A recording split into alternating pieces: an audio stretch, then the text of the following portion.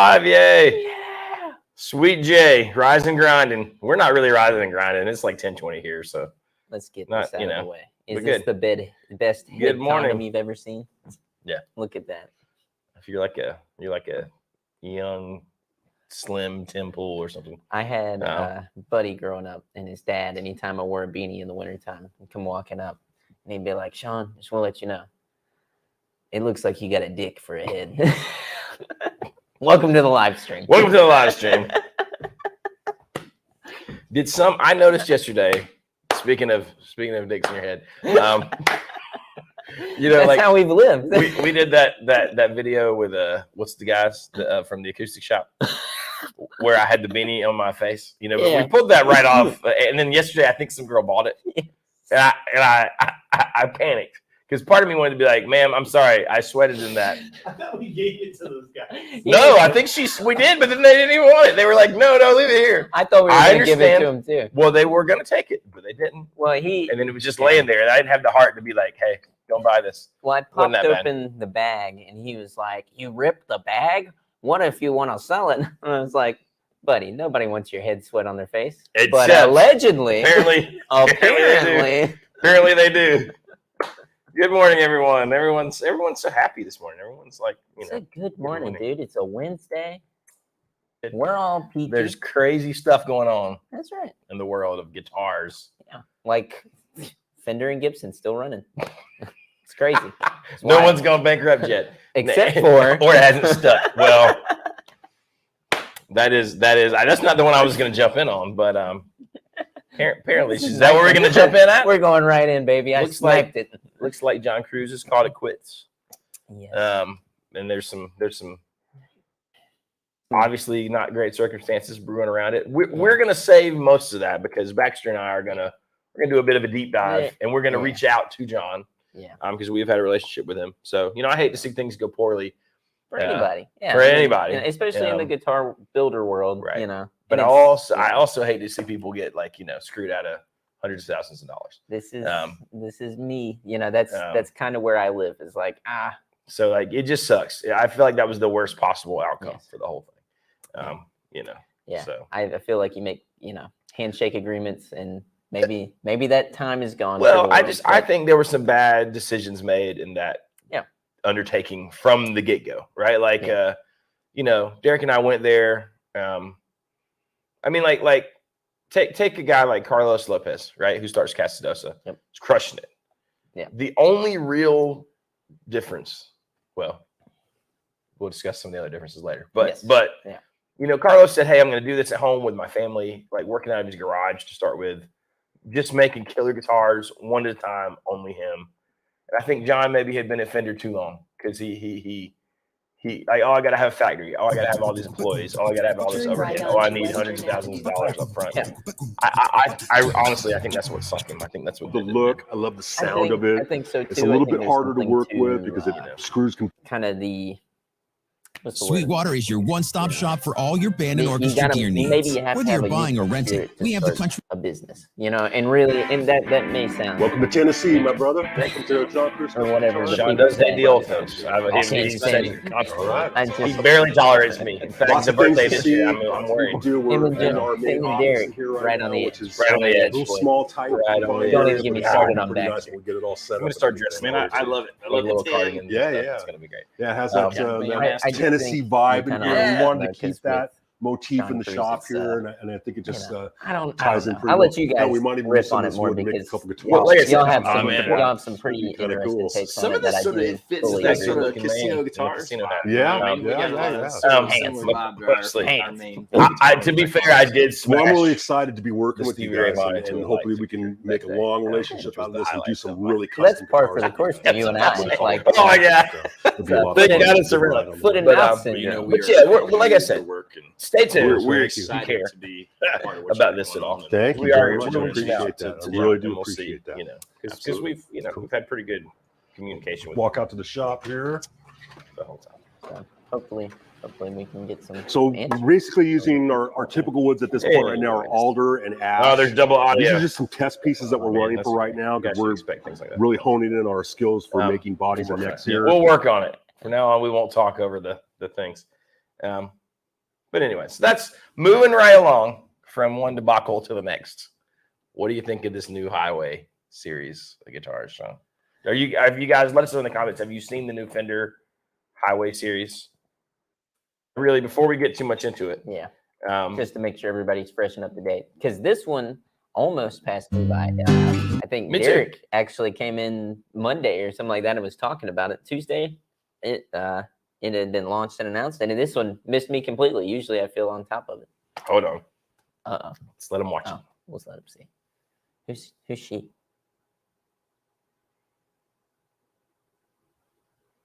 There's no music. Oh, there's no music. There's no music. I didn't want to double audio again. My God. Wait, hang on. Let's do another silent pause. All right, I'll turn the music on. Yeah, let them hear it. Let them hear it. Let the people hear it. Let them have the Highway Series Acoustics, the newest acoustic innovation in the Fender line. Let's talk about the features and what makes this guitar unique. So first, what is it and why does it exist? I think a lot of acoustic players would agree. Sometimes it's just difficult to play a full-sized acoustic live. And maybe you prefer the look of a traditional acoustic. We're good. But That's it's just good. All right, you ready? Bob Saxon says he's disappointed they skipped the Jag and Mustang Acoustasonics, which is hilarious. All right, so let's talk about this. So 2019, I heard old the captain say this morning is when they launched the Acoustasonics tellies. Yep. At like the first day of NAMM, because I remember, because I was left here while everyone went to NAMM. It's been a long road. And I was like trying to deal with shipping them all because they all friggin' pre-sold. But yeah, what do you think, Sean? What's the? Y'all ready? I'm ready. Y'all ready? I'm this close to putting on the Holyfield glove. Jack, I'm gonna put the Holyfield glove on. I'm gonna go for it. All right. Who wanted it? That's all I want to say. I feel like, you know, that's my honest opinion is who wanted it? Who was asking for it? Who said, you know, guys, you did it 3 times. Swing for number 4, and you know, I'm pretty sure it's gonna get it. Sean, the people can't want what they don't know is possible. Here's the thing, though. Here's the thing. Oh, and God. What's great too about this, and I know it's like, no, they innovated and changed it. We recently got in a teleacoustic, which came out in they've been out forever. Yeah, early 2000s. Forever. Yeah, you know, same thing. It's basically an Ovation, but a Telecaster with the shell back and stuff. You know? And there was a Strat one too, Stratacoustic, one? Teleacoustic, not Stratasonic or whatever they call it, or you know, these Acoustasonic Telecaster. Not that it was the Stratacoustic and Teleacoustic. Yes, yeah. I know for some, and I'm not saying you know you shouldn't own one of these. You shouldn't have bought an Acoustasonic or even any of these teleacoustic things that have existed for 20 years now. What I'm saying is, though, as far as this goes, with the 4th iteration of the Acoustasonic, it's kind of like, did we need it? You know, hasn't it been done? Haven't we tried to do this so many times? You know, and that's just my honest opinion. It's cool. It's fine. You know, I think if you want one, you should buy one. You should play it. You should love it and enjoy it if that's the guitar that you want. But here's what I'm going to play devil's advocate. Lay it on me. Not necessarily believe this, but like there will be people who will use this to good effect. Just like I didn't know if I loved the like the Acoustasonic tellies and stuff, but I've seen them lately on some pretty big stages, and I'm like, okay, kind of makes sense. And I think most of these things work the best. Any of these hybrid guitars, when you don't try to make it like all electric and all acoustic, you just do a new thing with it. You find a new tone, a new use, and I think maybe that'll happen with these. That's exactly what I've heard, and the thing, like as far as what I've heard that I've liked with these. I've seen them. You're talking about with the like tellies and the Strats and the Strats, Jazz Masters. You know? Yeah, I've seen the Jazz Masters on a handful of stages. I went and saw Boy Genius play. They had one on stage, and it sounded great because they weren't trying to say, "Oh, it's an acoustic guitar. Oh, it's an electric guitar." They were just kind of playing it from my perception. Now they could have went into it thinking, "We're going to make this the acoustic sound." Right. But I felt like it was a blend of something new, and that was cool. That was my thought, like 15 years ago. However long it was with the first T5s came out. I got one and I was like, okay, this is not necessarily like my favorite ever acoustic sound. It's not necessarily like an awesome electric, but I thought there were some really cool sounds unique in it. Yeah. You had to find your sort of your use for it. And I did for a long time and had one of those and then got tired of it and sold it. I can definitely agree with all that. You know, in the same way too, who was it? Paul Davids did that demo of the Jazzmaster, I think, the Acoustasonic Jazzmaster. And that was great in the sense that he did something kind of original and unique with it. He didn't go for like okay, now let me record it acoustically, because I saw some people do that and I was kind of like, who cares? Yeah, I'm like, what are you doing? Yeah, that's not. I feel like that's missing the purpose of these. Exactly. Even in the and we love Andersons, but even in that demo, they're like talking about how, oh, it's great not plugged in. When you're sitting on your couch. I don't know. I feel like you're kind of missing the point.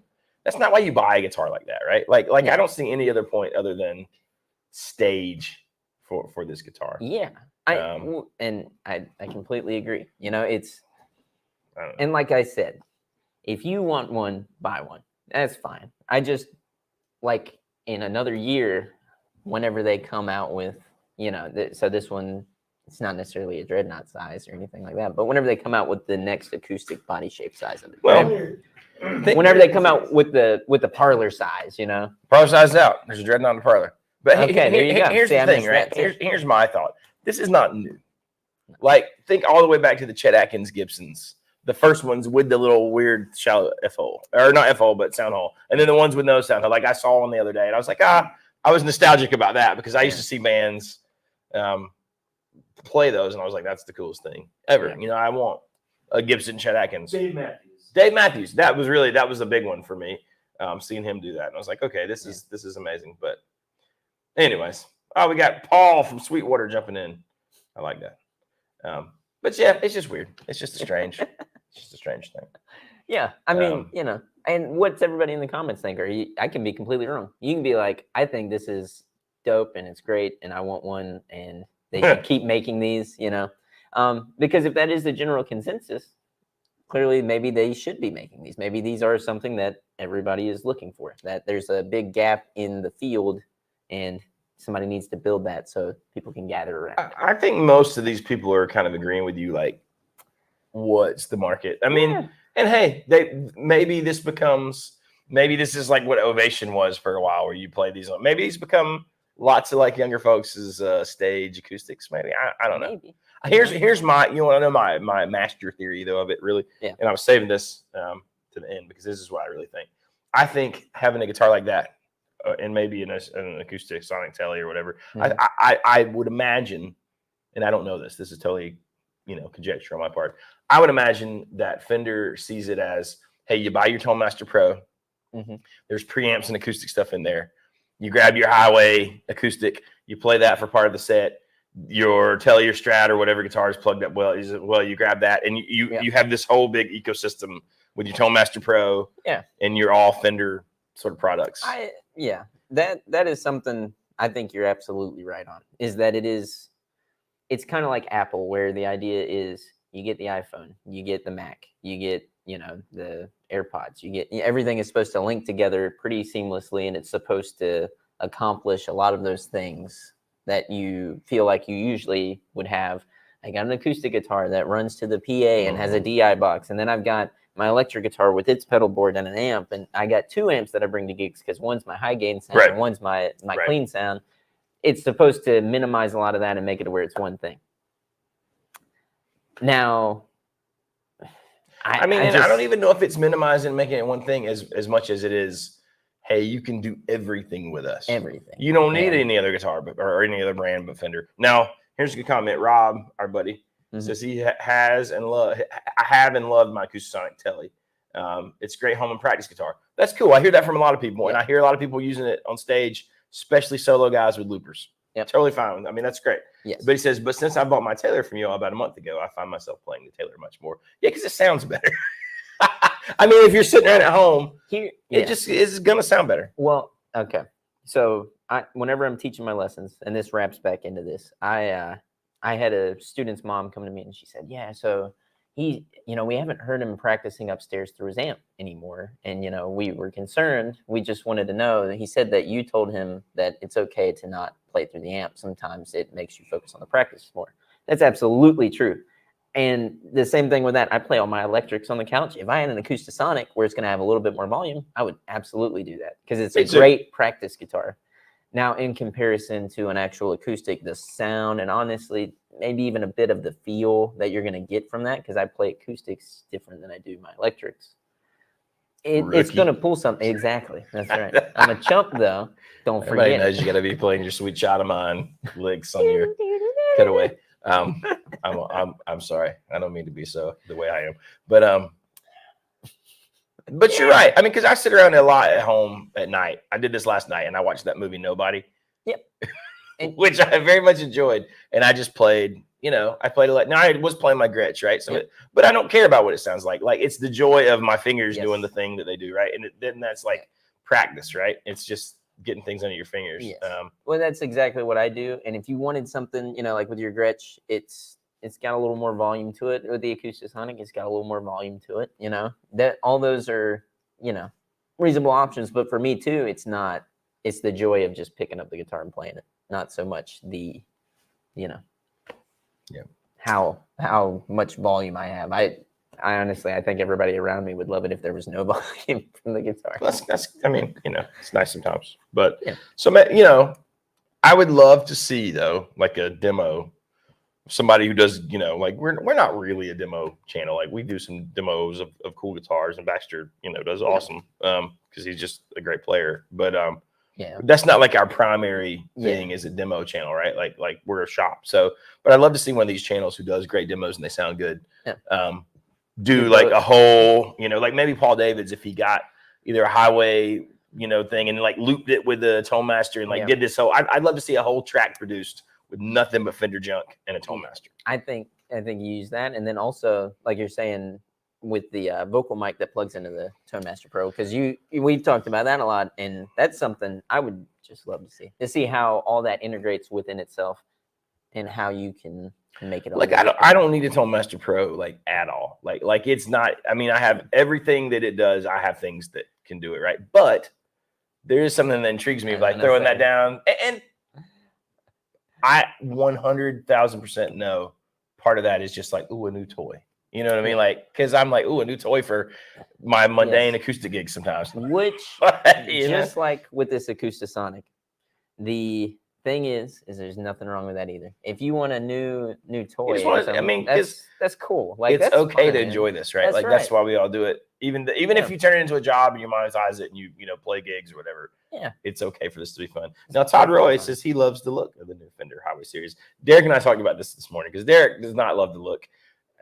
I just think it's kind of like, I don't know. What do you feel look wise? I'm very impartial to it. Like I just don't. It doesn't strike me as like a wow, and it also doesn't strike me as, oh, that's terrible. I'm kind of like, if you shrunk the acoustic down, that's well, go ahead. I knew there were people who were going to dig it, and like Todd, I'm friends with him on Instagram, and like I know he's a good player, and I know he has, like he likes the aesthetic. So I knew there were going to be players. Yeah. I mean, because that's just so subjective, right? Yeah. And something to remember too, and I feel like this gets lost in the YouTube sphere, the gear page sphere, all the different spheres of our guitar world, right? Is like, this is just our opinion. Like, everybody has a different way. I know, it's crazy. You gotta think just like us. Out. Yeah, and some people like fire up about that stuff. I think that's cool, man. If if you're digging it, get one, play one, and it may inspire you to write some of the best music or play some of the best guitar parts you could ever imagine. That's what guitar's about, and regardless of how you feel about it, if you dig it, dig it. Here's another great. Rob's batting 1,000 with his comments. He says, I think this is true for a lot of people, right? They've not experienced this. He says, I wasn't aware of is the feel of the vibrations through an actual acoustic versus through that Acoustasonic. Because there is something about, especially live, man, when you play an acoustic guitar and you kind of feel it in your gut a little bit, that vibration. That's kind of, part of that is why I like to play the Gretsch, right? Like when you hit it, the feedback gets in there and you can feel it, You told me about that. The first show you played with it, you were like, you don't feel that with every guitar. And sometimes you don't want to feel it, Sometimes you want to tell your Strat, you don't care about that, right? It's a different thing, but that is kind of nice. Okay, Sean, this one's for you. All right. Thoughts on rubber bridges?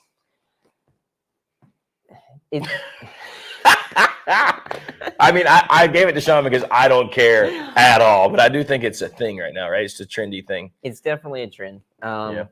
My thought as a young person, and especially somebody that, and I say young person, it doesn't matter. None of that matters. As a guitar player, we'll say, is it's kind of like people who do like the fret wrap thing or what, it's just like if you need it, use it. I don't know. I'm sure I got a bandana on my bass that I tie around the back of it and shove underneath the strings to get the muted sound. It's very similar to that. Where it's just kind of like forever, right? Yeah, exactly. It's to me, whenever I see stuff like that, I'm like, that's dope. And it's cool that it gets like the mass attention, because I feel like 30 years ago, 40 years ago, it wasn't that way. It was like, that's a secret. Don't tell anybody. Oh, right. Well, some of that, just the internet has changed, right? Like you used to hear that stuff and you had no way to look up, like, hey, how are they getting this sound on this record? Or, but now, you can literally probably find the person who made the record talking about it on YouTube somewhere. And that's where I think that part is awesome. I'm like, that's great. Because we should get out of the mindset of like, no, it's my secret. Like if you don't know, here's another great idea. One thing that is kind of neat that I miss a little bit about that, right? Like when I can remember the first guitar shop I ever worked in, it was literally 2001. Yeah. People would come in, right? And they'd be hanging out and they would be talking about it. Like this guy that was a buddy of mine, his name's Keith, and he's a great fingerstyle player. He had this little piece of plastic he cut, like clear plastic, and he would thread it through his strings at the bridge. So when he was playing fingerstyle, he didn't have to worry about muting with his hand. And it was like a mute, but it gave it this weird, kind of clack sound because it was hard plastic. Yeah. And we'd sit around and talk about that stuff. And he, I remember telling him about cutting the capos, because back then you would notch them out. Yeah. And he's like, wow, I'd never seen that. And so we were there was this cool trade of information. Yeah. Sitting around the barbershop, it's very idealistic in my brain. You know what I mean? Yeah. I don't know if we've lost a little bit of that with the internet. I don't know. I don't know. I mean, it's probably just on a bigger scale. I'm with you. I like that it is freely available information on how to do these things, but there was something neat about feeling like, oh man, I just learned this kind of secret today. You know? I mean, I used to think it was a secret with the cell phone thing playing through the pickups and stuff like that, right? And as you get around it and stuff like that, it's like, oh, I don't know. I just feel like it's like a bag of tricks, All right, here's an interesting point. Another interesting point. I gotta say. So Todd says, as an electric player, mostly the Highway series appealed to me for songwriting. Now I would say yes, but I haven't played a Highway series yet. But on the Acoustasonic Tellys and Strats and Jaguars, I feel like some of them don't play as good as regular acoustics. I never picked one up and thought, man, these play great. And maybe if you put electric strings on them, I just never felt like they played amazing. And that, again, that's subjective, because I hear a lot of people say they do. I feel like a T5Z or a T5 from Taylor, which obviously different price point, but I feel like they feel a lot better as an electric player. But I don't know. I kind of agree. I don't know. So the trick with the Acoustasonic series that I felt as a player was where it feels kind of like an electric, any of the bends or I don't know, some of the things that just feel kind of easy to pull off on an electric were not easy on the Acoustasonic. That's kind of what I felt. Yeah, I don't know. And maybe if you do swap it with the electric strings, but the ones that I played that had those, I feel like. Did you lose something, you think? Yeah, you lose closer to that acoustic thing almost. And then I'm like, I don't know. I just found myself thinking, well, if I'm doing that, I might as well just pick up like a something. Triple Lot 15, like from our, you know what I mean? Like Triple Lot 15, a double O. If you want something that's a bit smaller, I got a double O at the house right now that I'm in love with. There's your $1,300 all solid wood, actual Martin. I don't know. Maybe I'm just an old man, but I mean, and once again, this is just our opinion, y'all. Uncle Left Eye is in the. Oh, yay! Yay! He made it. Glad you made it. Yes. We were planning on coming to see you at the Colts show, but me and Baxter got stuck in Florida. We were going to be there to see the collection. Yeah.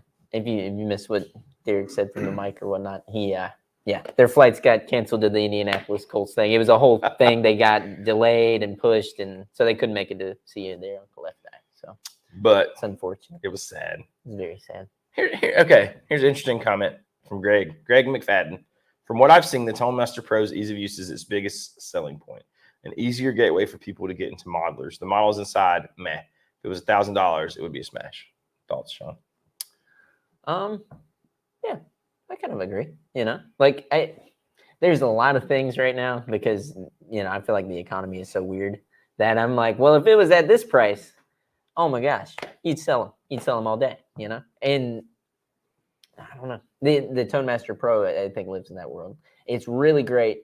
I don't even think the price is that bad on it compared to like the Helix. Because it's the same as the Helix, you know what I mean? The Quad Cortex, I guess, is maybe a hair less. I don't know. I think the user interface is really great. Like that I agree with you 1,000% on that. Yeah. I think the models are as good as anything else. I think I told someone at this point, I had like 8 million people text me, man, do I need to sell my blah blah and get the Tone Master? First off, I don't know why I would be the authority on modelers, because I like amps. I have some modelers and I've played modelers. You remember us talking about those flowers earlier? I'm here to give Johnny his flowers. That means pay your respects. This man right here knows tone. All right. Well, sometimes I didn't know tone until I met this man, and I still hardly know it. This could be true. He had really good tone now. Though. Sean sent me a clip of him playing his newly acquired vintage SG last night. And I was like, dang, that sounds really good. I want to say thank you to Jack Stowe. The amp I was playing through was. Is that what you were playing? Supersonic. Yeah. God, yeah. And it was awesome. Yeah, Jack, thank you. You're amazing. I appreciate it. And I've also been practicing my slide on my newly gifted 335 shaped. Mr. Homegrown Son, yes. Which is awesome. It is awesome. With your nice lipstick pickup in there. I'm like, the guitar karma has been insane lately, and I appreciate it. It's amazing. I want to thank the universe, and I want to thank Derek too, and the Academy. But what I was saying, right? When people were like, "Should I get rid of this?" Yeah. I don't think you. I think sound quality. They're all sort of, maybe one is a little bit easier to get to the sound you want. You know what I mean? Maybe one's a little harder, but I just don't think that any of them are head and shoulders above the others at this point. As far as like, I'm talking like Helix, Quad Cortex, Tone Master. I still think for $400, the Tone X is like amazing sounding. Sounds great. I don't know. I know less about the Head Rush. It's probably really close. Do you know what I mean?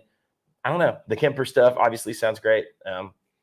Yeah. It all sounds kind of the same. If you think modelers are meh, totally, I get it. But yes, if you like the sounds you're getting from modelers, they're probably all one's probably as good as the other. Yeah, I don't think you can really go wrong. I feel like we've reached the equilibrium. You know what I mean? It's kind of like, how every pedal company has their version of the Tube Screamer.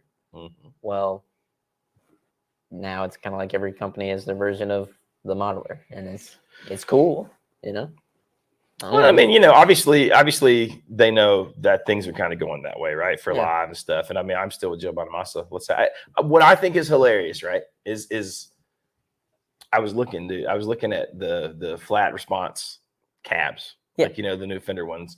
Fender ones are super reasonably priced, and they're high powered, and they sound good, right? Yeah. But some of those things, man, are like $1,100, $1,200. I'm talking. It won't do anything except it's your cab to make your modeler sound like a real amp. That's it. And I'm just baffled as to if you were going to spend $3,000 on a modeler cab combo. Yeah. Like, sure, on that situation, you maybe get all your effects and you get every amp. But man, I don't know. I just like, I would rather go have an awesome or two awesome amps, maybe, probably at this point in the game, an awesome amp. But I'd buy the new Tone King Royalist, or I'd buy a Magnetone, or I'd buy a hand-wired, Tweed 57, or Like, there's just so many things you can have for that money. That sound amazing. And here's something else too that I think is missed whenever the modelers come up in conversation. People are like, "Well, you get all the sounds in one, so you don't have to invest in any more things, right?"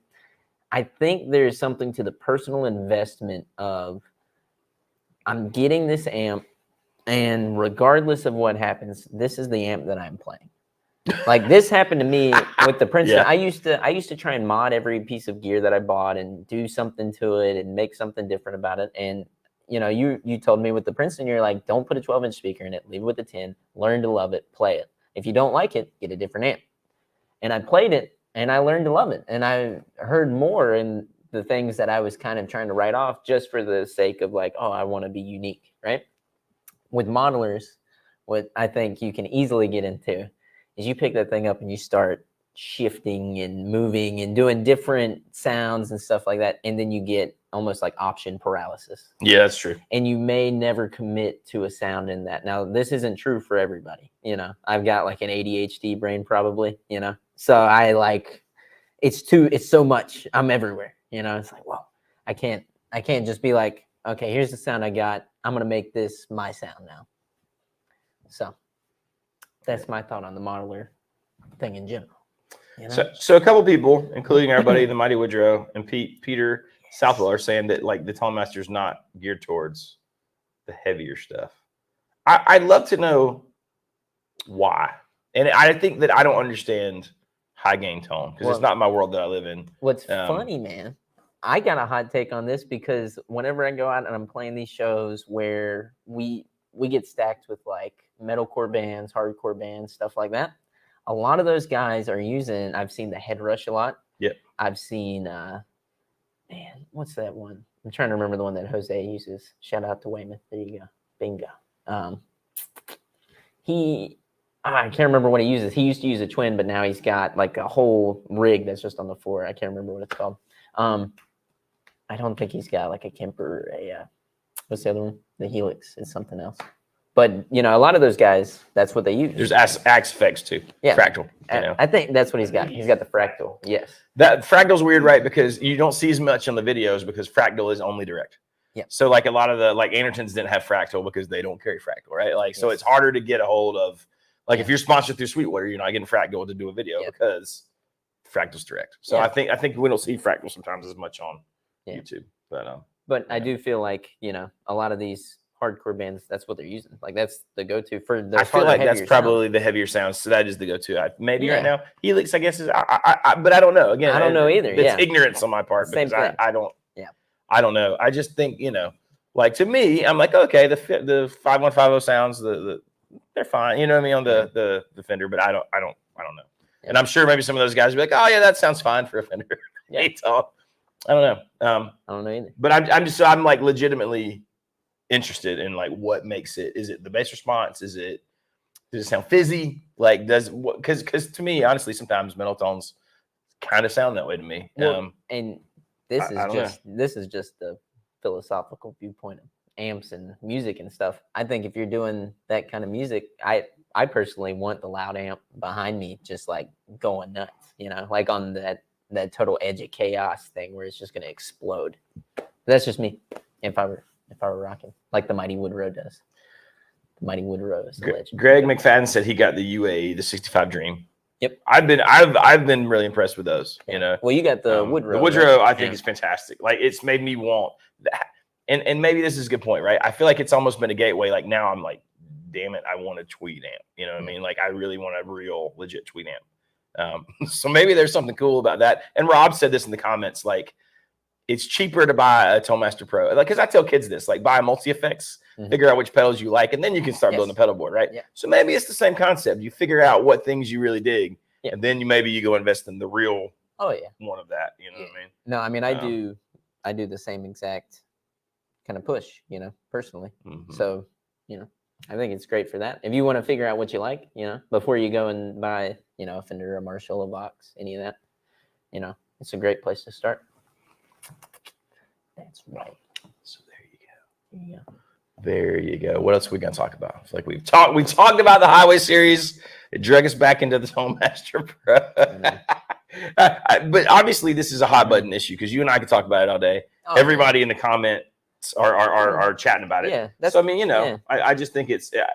I don't think this like that conversation is ending anytime soon. Well, and maybe maybe that's why, you know, we talked earlier and we were like, you know, why my hot take on the Highway series is why would they make this? You know, who wants this?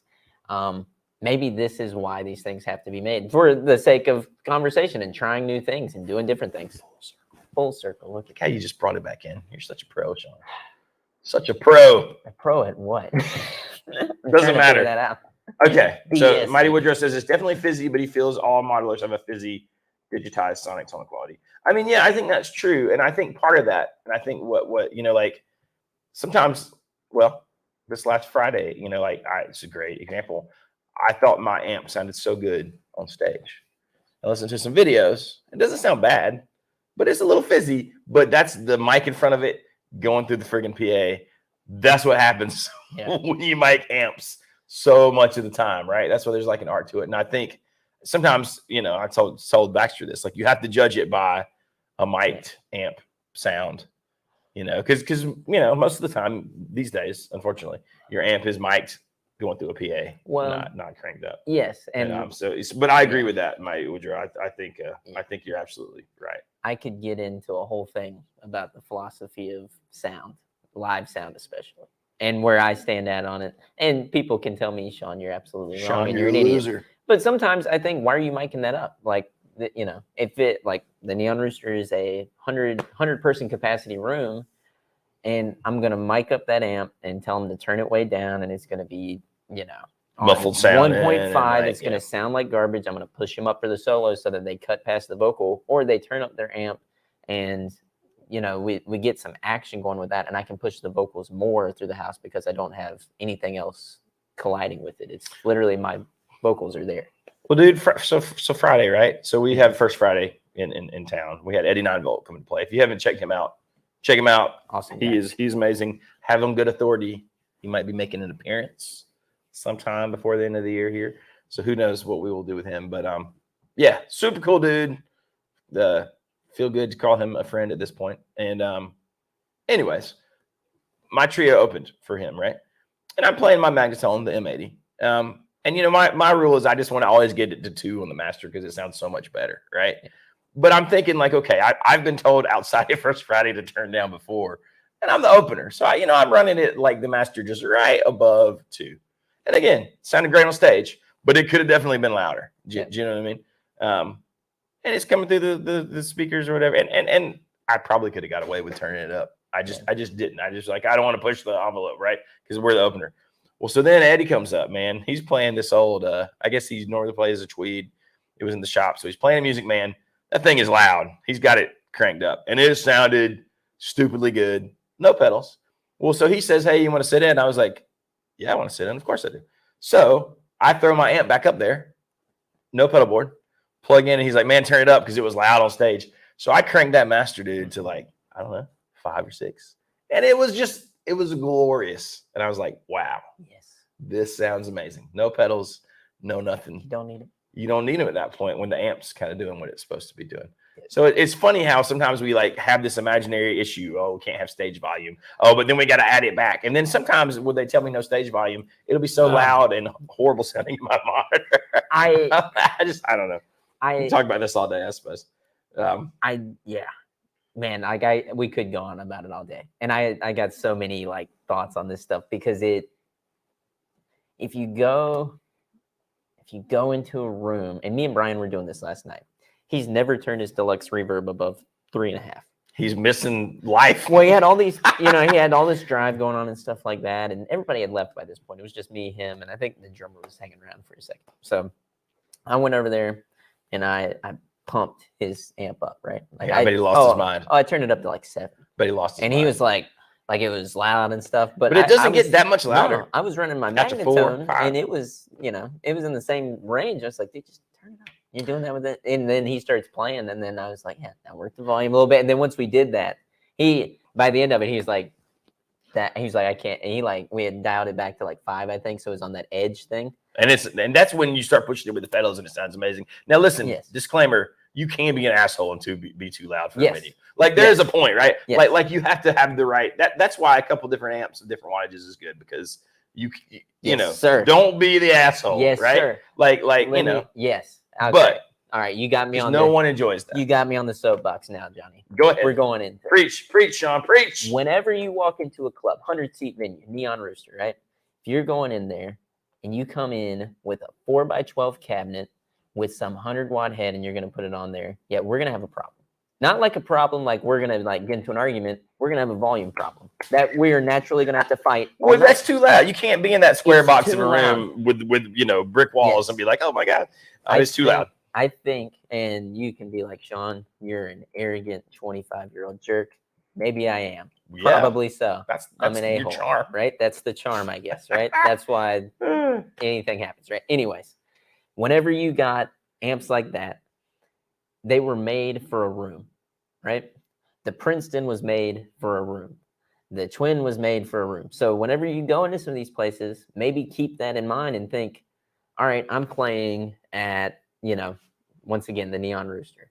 A Princeton to deluxe reverb size amp is going to be perfect. I'm not saying you got to have an amp for every situation. Clearly, you're going to invest in what you want to invest in, but keep that in mind.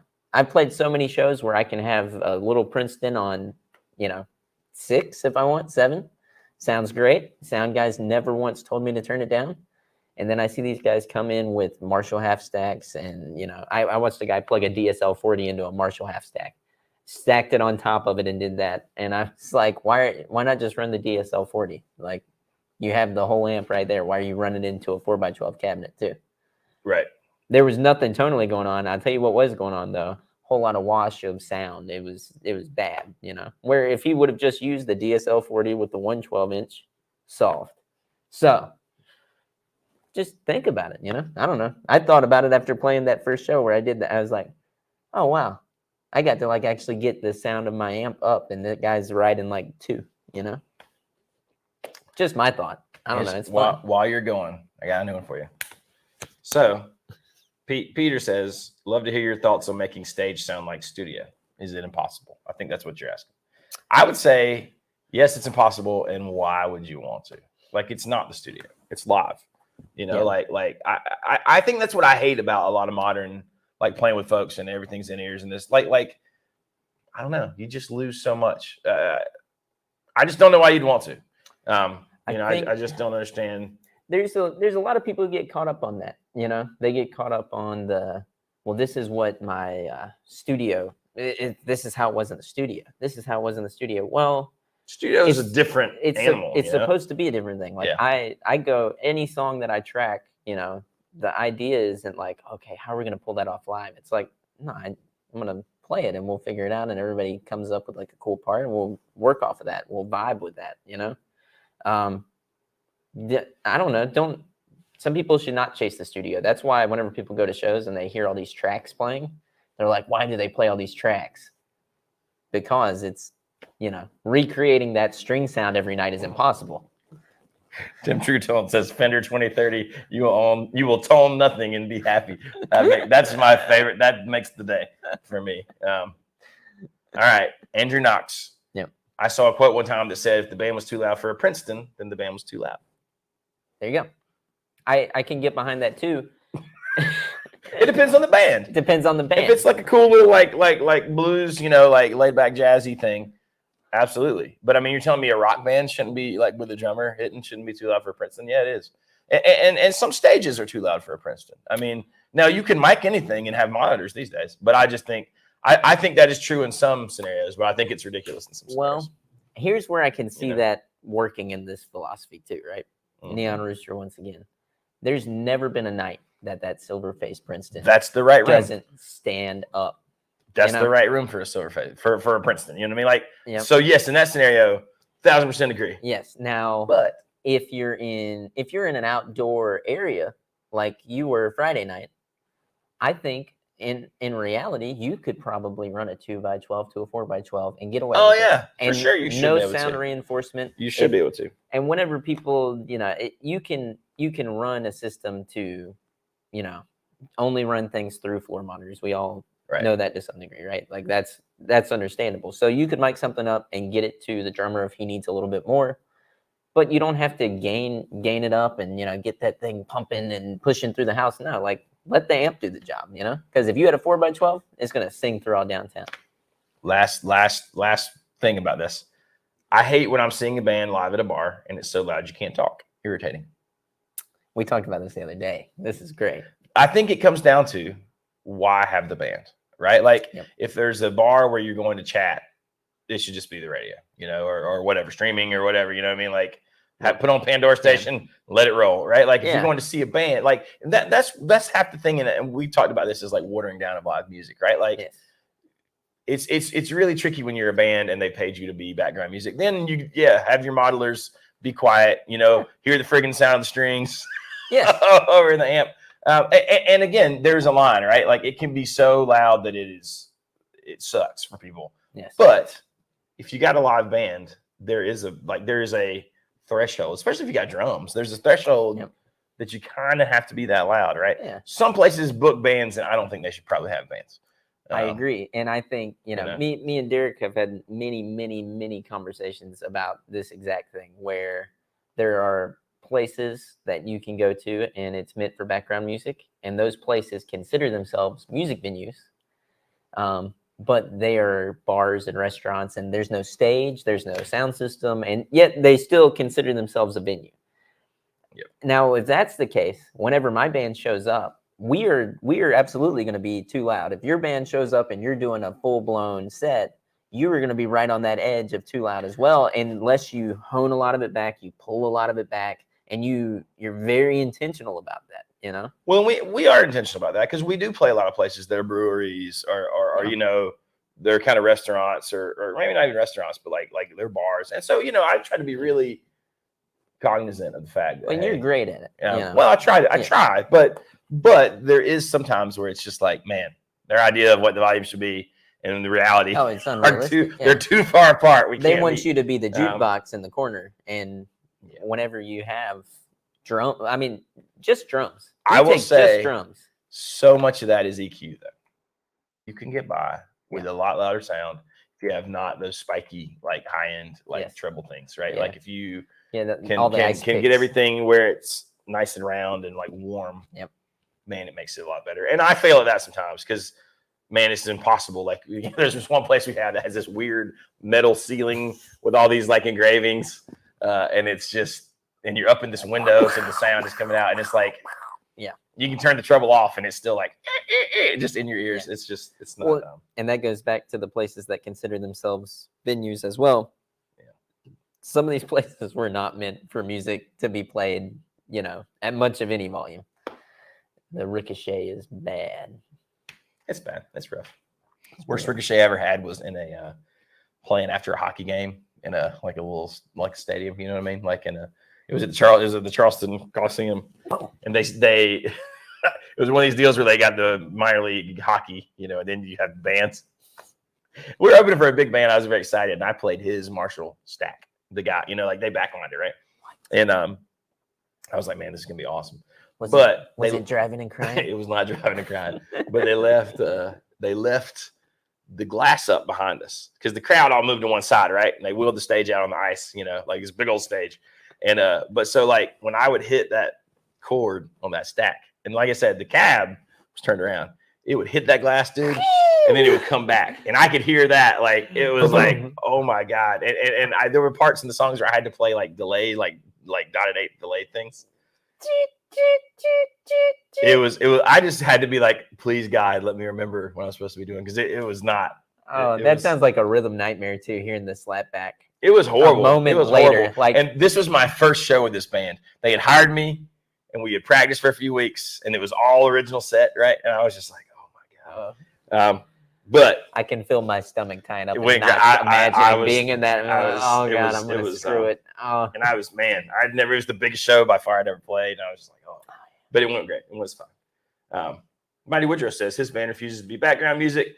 That's why they've had to be selective about where we play. We're there to entertain. See, I think that's cool. But and you guys know that, and that's what you book, right? So that's absolutely the right mindset. And you are. If anybody's seen your band, like it is very much like a spectacle, and I mean that in a good way, right? Like you guys are not standing in the corner, Well, yeah. And to the Mighty Woodrow's take on that, that's what you should do.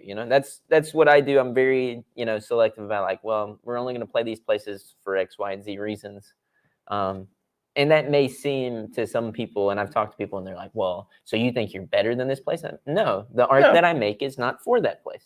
That's all it is. It's not that it's better or worse. It's just not for that place. The music that I want to do and the show that I want to put on, the Neon Rooster is the best place to do that in this town. The Sunrise, it can work, stuff like that. We could probably do like a cool set at one of the, rowdier bars like O'Donnell's, because well, you guys are different. You're straight up original band. You know what I mean? And we're kind of a weird blend. And well, you guys are good, but I sometimes. I know that we can like fade into the background a little easier and better. Just the nature of some of the stuff we play, and that's okay. That's okay. But anyways, what are you gonna do? What are you gonna do? What are you gonna do? I feel like we had more topics we were going to cover, and we got caught up on this. What did we not hit? What did we have there, Derek, on the old Eric Clapton? Oh, that's right. Some Clapton guitars going up for sale or something. Is that the It's Fool? the Fool. The Fool. Oof. Look at that thing, man. So wasn't that guitar stolen at one point? Am I wrong about that? I thought something happened to it. Beano.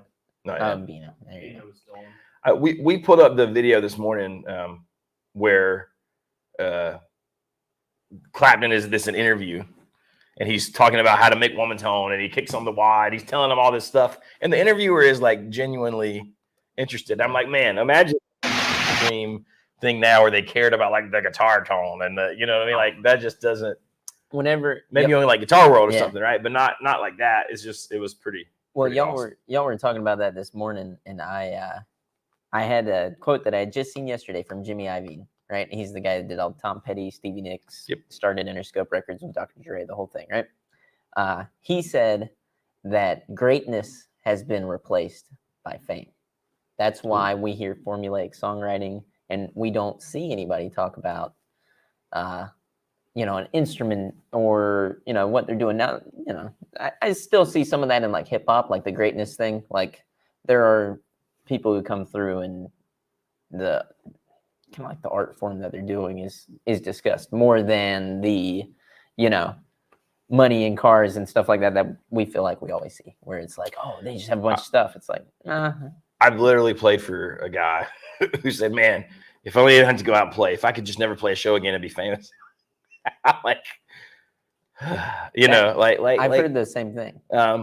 Somebody asked me that once as well. They said, if you never had to play a show again, but you could have all the fans. I was like, I actually want I enjoy the playing, right? Yeah, and I think most people watching are probably, we play guitar and play music because we like music, right? And that's what we love to do. And I don't know how to not do that. You know what I mean? Even when it's like, okay, this is not maybe the best. Like it's just, I don't know. But no, I completely agree.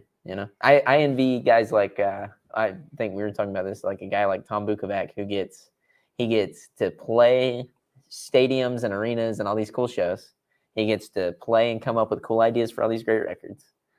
And he gets to also have a normal life with his kids where he can just play. He is afforded the ability to kind of get a lot of these cool guitars from the gigs that he's able to get and stuff and the jobs that he does. He's actively able to live a life where he can kind of hide in plain sight, but have all those great things. To me, that's cool. That's kind of that'd be the pinnacle. Yeah. But I mean, I think with the fame thing, right? Like this whole like YouTube, Instagram, doesn't help that, right? Like TikTok, Yeah. I mean, I don't know that I'm not saying it's all necessarily horrible or evil, like, because there's some really good things about all those things but it does kind of seem to prop up that get famous kind of thing. Which I don't know. I feel like you can tell there's something to genuine things. Like you can tell when somebody that's their goal. It's like like right now, right? Like you can watch this and think Sean wants to be on camera and do this big flashy thing. No, like he does. Me and Jonathan are actually friends. Me and Derek are lovers. Lies. I mean, except for that part. I mean, well, there you go. And I mean, she's going to be so upset. It is one of those situations, though, where I do think, and I've seen people who do this, and I won't name any names of these people that we all know, but their whole personas change because they realize, no, I have to sell a character. I have to sell a character. So now I'm going to do X, Y, and Z to be character. Right. And people will buy character. That's what they are doing. And it's not about songwriting. It's not about just wanted to do something really great for yourself, Like me and James had an awesome conversation about that the other day. Just doing things to be really great. And that's what's wrong with this society. Thanks for coming to my TED Talk. There you go. And on that super positive, happy note. And on that bombshell. But the Fool guitar going up for auction, is that like a, what do you think? Here's the question. Someone said they, what do you think it's going to sell for? And they put, I think, 1.2 million. What do we think it's going to sell for? I feel like that's 2 million. You think it's going to be 2 million? We go to the Jim Irsay collection. You think so? I think that's a really pretty safe. I think that's bet. A very safe bet. Yeah. Does this guitar have more? Is this guitar more iconic than we're giving it credit for? though? Because I never knew about it until I met you guys. I was gonna say I don't think most people. The problem with this guitar, right, is like you got to be a pretty good Clapton fan or Cream fan to know about it, right? Well, it was such a brief moment, right? Even though it was huge, like I wish that this guitar was like as iconic as like the Gilmore Strat or the some Kurt of those Cobain things. acoustic. But I don't know if in reality is. But I still think $1 to $2 million is reasonable because we have seen guitars go for what, like 4 or 5 million, more than that at this point. Yeah, it's definitely Clapton is just someone's gonna want that. Yeah. So definitely. Well, yeah. No, I was gonna bring up about the one Strat that he had. That Strat like didn't sell or something, right? Yeah, that was such a weird one. Like it was a, I used it a few times for slide, and it was a hardtail, and it was, it wasn't like brownie or blackie. It was like a trick one. Yeah. Some of the best Clapton era was on that Fool guitar, though. Yeah. Well, like probably what some might argue is the most iconic moment for him is like that period, because that's whenever he's around Hendrix. That's when, We got it. This is good. This is from our friend Daniel Makes Noise. By the way, Daniel Makes Noise. Go check him out. Great band, great slide player, great blues player. Is this? So, yeah. Okay. Yeah. Dude, you rip. But anyway, so he is with us this morning. But yeah, go check him out. Great music. Plays a lot around North Carolina and other places. But anyways, he's saying, I hate social media, but it is a necessary evil for doing anything musically these days. Your worth as an artist is judged on followers before you're even listened to. You want to go on this first? I think there's a lot of truth in that, right? Yeah. And it's just another thing to be good at. There's so many people who are great artists who suck at it. and some of that maybe is just like not learning to be lazy. I'm horrible about being lazy at it, right? Because I'm like, I don't know how to do this, but truth be told, I could do it better. Well, 10 years ago, you never had to, like, it was like a funny side thing that happened in our lives. Oh, it's Facebook. This is golly gee, And now it's it's kind of it seems like the main thing, and I kind of agree with everyone who says, this is evil. Me and Derek have talked about this before about what metric do you base,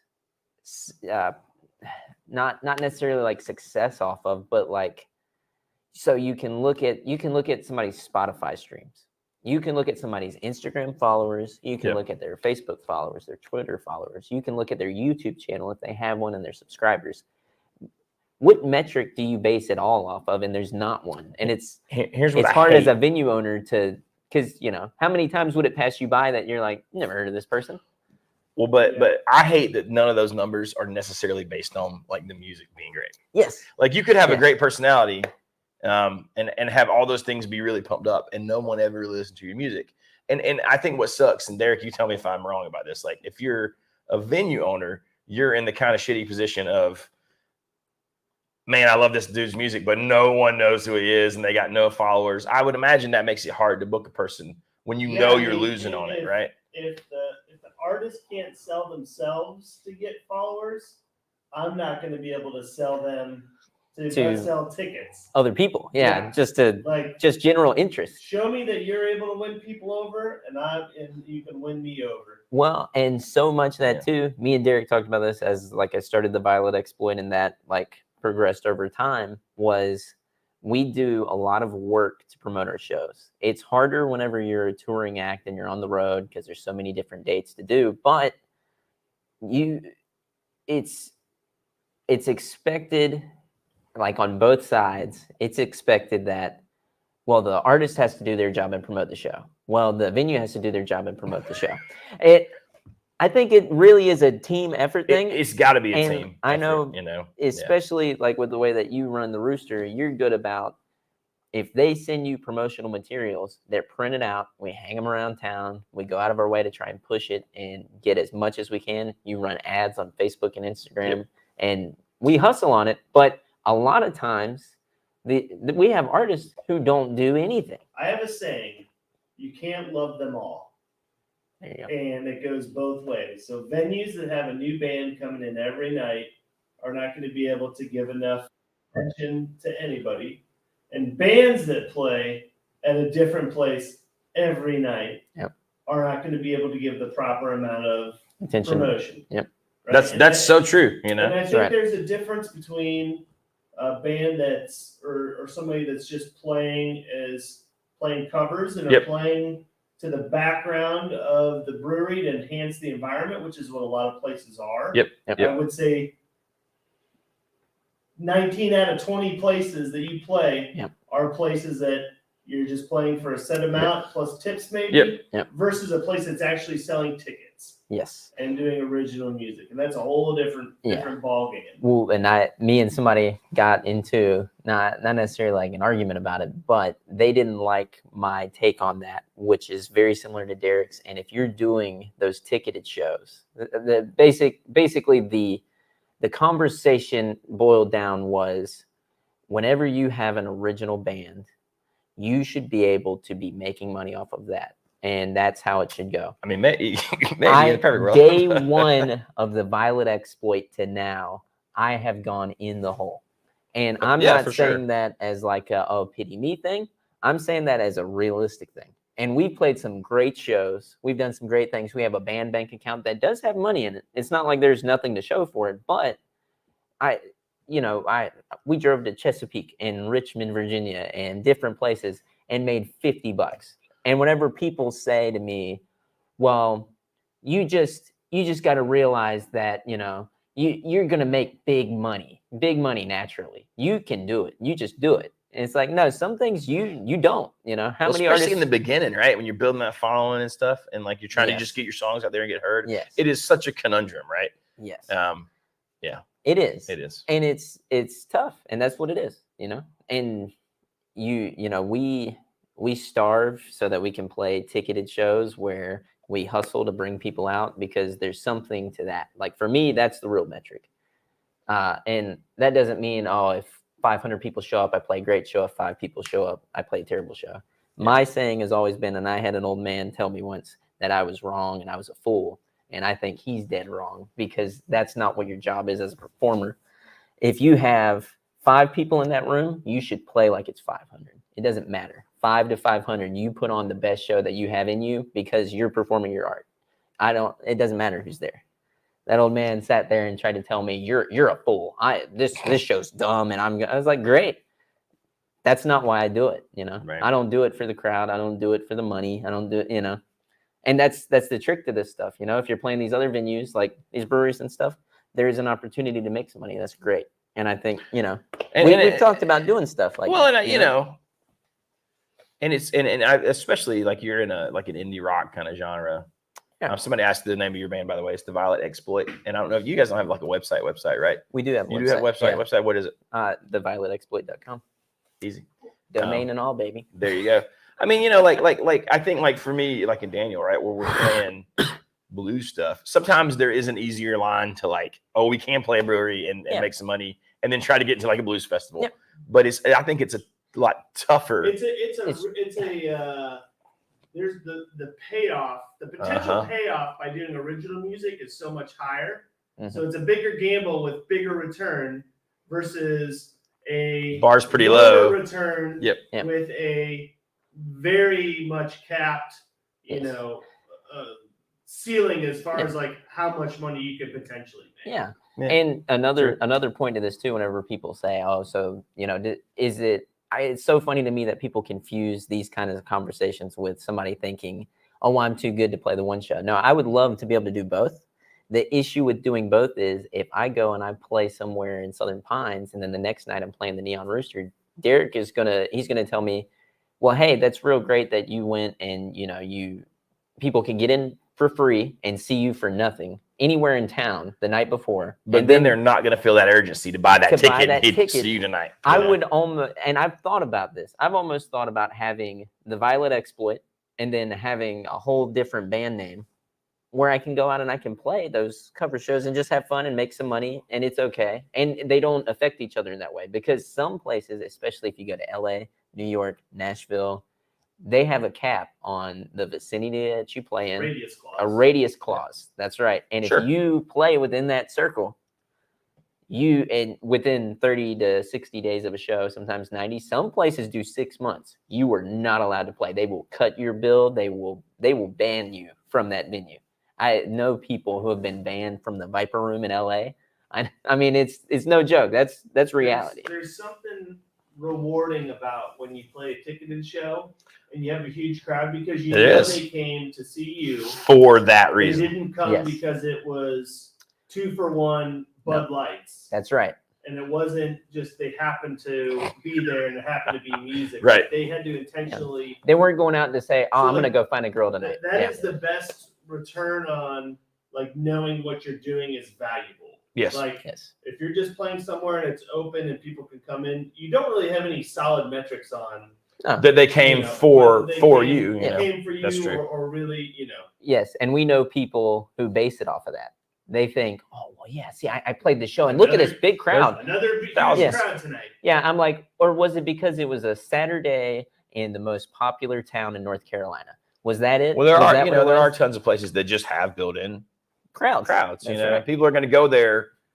Does it really matter? I mean, maybe you get a few people and you have a draw, but there's a lot of times where it doesn't really matter who's playing, right? And people show up and they don't know who's playing. Because I've had people all the time show up and be like, "Oh man, we didn't know you were playing tonight. We're just happy you're here." So that's great, but it's not like they came because Jonathan is playing. You know what I mean? That's right. Yeah, but that's also good for the artist, though. So like, it's exposure. The completely flip side of that, if you're playing at a place that has a great built-in crowd, they don't care who's playing. They just come to that show. That's a greater opportunity to get tips. It's a greater opportunity to get new fans. Maybe sell merch if you're selling merch at some of these types of shows. There's a flip side. It's there is because there's a million different ways to skin it. I'll tell you, I went to a brewery in Charlotte and we were playing a show at the Milestone Club. But beforehand, we went to this brewery and the crowd at that place was massive. The band was playing to a crowd bigger than I'd probably ever played to. It was huge. I mean, there was probably 600 people around. Yeah. It was crazy. So here's a question. Let me throw this out to you. Do you think you should be able to play ticketed shows if you're just playing cover songs? Tribute band or covers? Like random, like.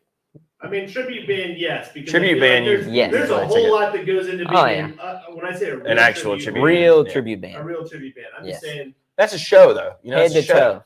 Yeah. I think it depends on genre a little bit. Because, again, I'm thinking, hey, if you go see any blues artist, over half of it's probably covers. Yeah. Do you know what I mean? But, if it's a pop artist or it's Americana, you probably need to be doing originals. Or at least a majority. I mean, there's not like you can't do a cover, but I'd say a majority originals. No, I completely agree with that, too, because with it really is genre specific, and I hate like tying things into a genre, but if you are seeing a blues artist, it's steeped in the culture. Yes, of that's it. It's like a traditional thing. You know what I mean? And some people would argue that with singer songwriters, and sure, that's fine too. But whenever it's like, all right, now I'm gonna play Wagon Wheel, like I've seen that before, and I'm like, I think at the very least, if you're doing covers, and it was like a lot of covers, and you're doing ticketed show, they need to be like.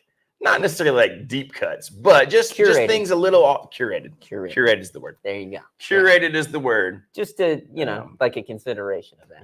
Yeah. All right. Shameless plug. Peter says, okay, now I want to see a show about each of your bands. Sounds cool. I bet they're awesome. That would be kind of fun. If you want to be a casino. That could be a cool casino video. Just show and tell. Bands around. That actually would be kind of fun. We could do the final show of Sean's band. But I was all right. It's time to announce this too before you guys get invested into the Violet Exploit. You're ruining my shameless plug. Hey, I was just gonna say, go find my YouTube page, and there's a lot more about my band on there, and a lot more live performances. JonathanRobinsonMusic.com. Is that it? Or? My website is just jonathan-robinson.com. But you just if you just search Jonathan Robinson Music on YouTube, you'll find my channel. You'll find my page. You got some new music that is being worked on right now. Yes. So within 2024, hopefully a lot more JR content coming too. Let's talk about this. Even the ABB, the Allman Brothers band, plays a ton of covers though. Yes, they do their take on covers, but that's not the majority of their show. That's what we were saying. Yes. You know what I mean? Like, and they're also a little in that blues tradition, right? Where like they're gonna do cool covers. Because I love seeing like, Government Mule do awesome covers, or which they're kind of in that family. You know what I mean? Yeah, of course. But when you go, you're gonna hear Allman Brothers band song. You're gonna hear Whoop Post. You're gonna hear, whatever. And if Dreams, I went to go see the Allman Brothers band and they didn't do their cover of Stormy Monday, I'd be disappointed.